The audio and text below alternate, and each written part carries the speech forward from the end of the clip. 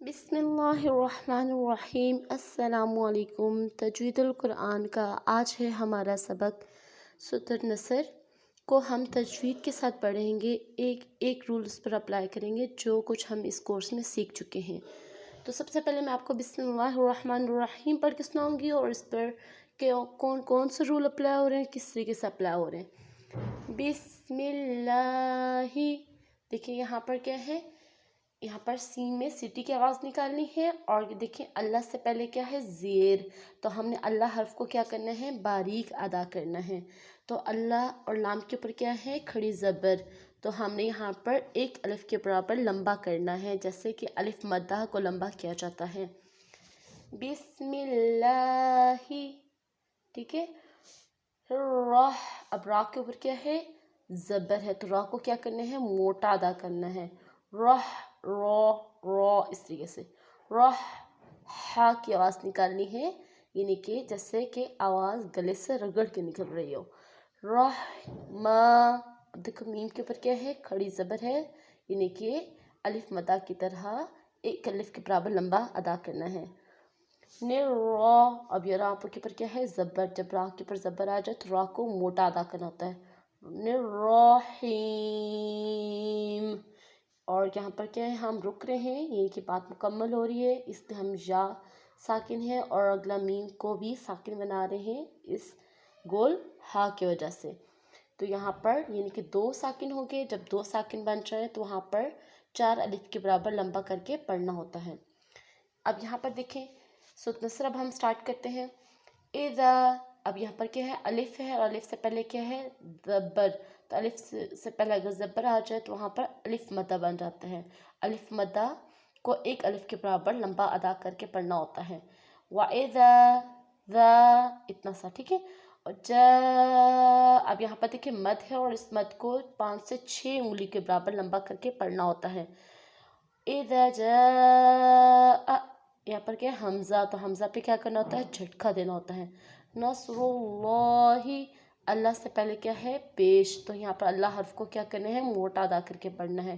نصر اللہ والفتح، یہاں پر اگر ہم رک رہے ہیں تو والفتح، ٹھیک ہے۔ اور لام کا مطلب ہوتا ہے عربی میں نہیں، یعنی کہ ہم یہاں نہیں رک سکتے۔ اور دیکھیں ساتھ میں ہمارے پاس آگے گول ہا بھی آ گئے، تو یہاں پر ہمیں 2 چوائس مل رہی ہیں، رکیں یا نہ رکیں، یعنی کہ ہم پر ڈیپینڈ کرتا ہے۔ اگر ہمارا سانس ٹوٹ جاتا ہے، یہاں پر ہم رکنا چاہتے ہیں تو ہم یہاں پر رک سکتے ہیں، یعنی کہ ہا کو ساکن بنا کر۔ اسی طریقے سے وَرَأَيْتَ النَّاسَ، تو یہاں پر دیکھیں را کے پر کیا ہے، زبر، را کو موٹا ادا کرنا ہے۔ یا سے پہلے کیا ہے، زبر، تو یہاں پہ یا لین بن گیا، تو کتنے قاعدے ہو گئے، را کا ایک قاعدہ، یا کا قاعدہ، ٹھیک ہے۔ تو یا لین کو بھی ایک الف کے برابر لمبا کر کے پڑھنا ہوتا ہے۔ وَرَأَيْتَن، اب یہاں پر کیا ہے، نون کے اوپر شد ہے، یعنی کہ نون پر غنہ کرنا ہے، اور الف سے پہلے کیا ہے، زبر، تو یہاں پر الف مدہ کا بھی قاعدہ آ گیا۔ وَرَأَيْتَ النَّاسَ ید، یہاں پر کیا ہے، دال سے پہلے کیا ہے، زبر ہے، اور دا کے اوپر کیا ہے، ساکن ہے، تو یہ کیا ہے، قلقلہ حرف آ گئے ہیں۔ جب قاف، طا، با، جیم اور دال، ان حرف کے اوپر اگر جزم آ جائے تو وہاں پر ہم نے کیا کرنا ہوتا ہے، قلقلہ کرنا ہوتا ہے۔ اب یہاں پر دیکھیں یا کے اوپر ساکن ہے، تو یہاں پر یا کے اوپر قلقلہ نہیں کرنا، کیونکہ یا اس میں سے نہیں ہے۔ اسی طریقے سے یہاں پر دیکھیں دال کے اوپر ساکن ہے، دال کے اوپر یعنی کہ جزم ہے، تو دال کیا بن گیا، ساکن حرف بن گیا۔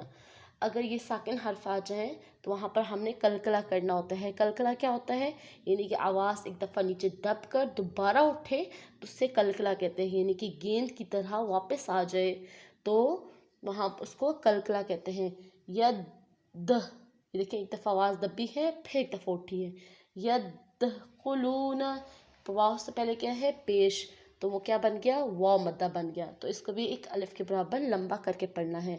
یدخلون، ٹھیک ہے۔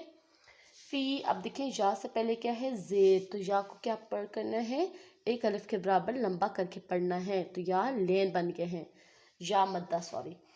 تو تو فی دی یہاں پر پھر کیا ہے یا سے پہلے زیر ہے تو یا مدہ بن گیا. فی دی یہاں پر بھی ایک الف کے برابر لمبا کرنا ہے, یہاں پر بھی ایک الف کے برابر لمبا کر کے پڑھنا ہے. نِلّٰہِ یہاں پر اللہ سے پہلے کیا ہے زیر, جب اللہ سے پہلے زیر آ جائے تو یہاں پر ہم نے اس کو باریک پڑھنا ہوتا ہے, جیسے بسم اللہ میں ہم نے باریک پڑھا تھا. نِلّٰہِ افواجا یہاں پر دیکھیں الف سے پہلے کیا ہے زبر, تو یہاں پر کیا ہو گیا الف مدہ. یہاں پر بھی لین ہے لیکن لین کے بعد کیا ہے گول ہا ہے, اس کو گول ہا کہتے ہیں. ٹھیک ہے, ان کے بات مکمل ہو رہی ہے, جب بات مکمل ہو جائے تو وہاں پر ہم نے رکنا ہوتا ہے. جب ہم رکیں گے تو یہاں پر ایک زبر پڑھیں گے اور ایک زبر نہیں پڑھیں گے. کیسے افوا وا ہلکا سے اس کو لمبا کرنا ہے. افواجا ٹھیک ہے, یہاں پر اب ایک زبر ہے, ایک زبر بن گئی ہے تو یہ الف مدہ بن گیا ہے, کیونکہ ہم نے اس رکنے کی وجہ سے ایک زبر پڑھا ہے. یہاں پر ایک زبر پڑھا جائے گا. اگر یہاں پر لا ہے تو یہاں اس کی طرح جیسے ہمیں یہاں پر دو چوائسیں دی جا رہی تھیں, یعنی کہ رکیں یا نہ رکیں, تو یہاں پر بھی ہم پر ڈیپینڈ کرتا ہے کہ ہم رکتے ہیں تو ہم اس کو ایک زبر پڑھیں گے افواجا, یعنی کہ ایک زبر پڑھیں گے. اگر ہم نہیں رکتے تو افواجوں اس کے ساتھ ملا کر پڑھیں گے. تو دیکھیں تنوین کے بعد کیا ہے فا ہے, یعنی کہ حروف حلقی نہیں ہے, اور حروف حلقی کتنے ہوتے ہیں 6 ہوتے ہیں. ہا حمزہ یہ والا ہا حمزہ غائن اور غا, یہ جو ہے حروف حلقی ہیں. اگر ان میں سے حرف تنوین کے بعد اگر اس میں سے کوئی حرف نہ آئے تو وہاں پر ہم نے اخفا کرنا ہوتا ہے, اور اخفا کیا ہوتا ہے آواز کو چھپانے کو اخفا کہتے ہیں. جیسے یہاں پر دیکھیں اگر میں یہاں نہیں رک رہی تو دیکھیں یہ تنوین ہے, تنوین 2 زبر 2 زیر یا 2 پیش کو تنوین کہتے ہیں. ٹھیک ہے, تو 2 زبر ہیں یعنی کہ تنوین ہے. تنوین کے بعد کیا ہے فا, یعنی کہ حروف حلقی میں سے نہیں ہے, تو یہاں پر کیا کرنا ہے اخفا کرنا ہے. افواجا یعنی کہ آواز کو چھپا رہی ہوں ناک میں. افواجا فسبح ٹھیک ہے, تو یہاں پر اگر رک رہے ہیں تو ایک زبر پڑھ کے پڑھیں گے افواجا جا, یعنی کہ ایک الف مدہ آ گیا تو جا یعنی کہ سلاسل لمبا کر کے ادا کریں گے. فسبح یہاں پر کیا ہے ہا, تو یہاں پر ہا کی آواز صحیح طریقے سے ادا کرنی ہے. بحمدی یہاں پر ہا کی آواز صحیح طریقے سے نکالنی ہے, اور اسی طریقے سے ربکا یہاں پر ہم نے پتلا کاف پڑھنا ہے, را کو موٹا پڑھنا ہے.